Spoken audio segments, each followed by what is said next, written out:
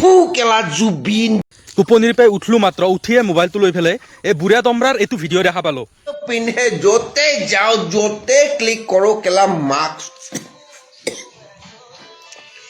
কেলা এই জীৱন বৰঠাকুৰ কেলা জুবিন গাৰ্গে গোটেইখন চানি পেলাইছে মৰাৰ পিছত মই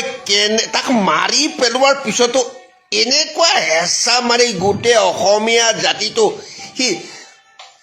ধৰি থৈছে তাৰ আত্মাটো ই পাতালত আছে কেলা ই আহিব নোৱাৰে ইয়াতে তথাপিও তাৰ চামচাবোৰে এনেকুৱা এটা অত্যাচাৰ কৰি তাক ধৰি থৈছে তাৰ কথা শুনাই আছে নাই মোৰ এটা ডাঙৰ প্ৰব্লেম হৈছে কেনেকৈ তাক মই আঁতৰাব পাৰোঁ ইহঁতৰ মনৰ পৰা আই এম কমপ্লিটলি টায়াৰ্ড হা ফু কেলা জুবিন জীৱন বৰঠাকুৰ কাক ইমান বেয়াকৈ কৈছে জুবিন দাক ইমান বেয়াকৈ কৈছে ইয়াত পিছত মোৰ ক'ব লগা একো নাই কাৰণ এই ভিডিঅ'টো দেখি পেলাই মোৰ এই এইটো টেমাটো মোৰ কাম নকৰা হৈ গৈছে মই খালি এটাই ক'ম 24 ঘণ্টাৰ ভিতৰত এই বুঢ়া দমৰাক এৰেষ্ট কৰিব লাগে আৰু উচিত শাস্তি দিব লাগে বেলেগ ক'ব লগা একোৱেই নাই আৰু চিধা কথা আৰু আপোনালোকৰ এটা দায়িত্ব আছে এই ভিডিঅ'টো অকণমান শ্বেয়াৰ কৰি দিয়ক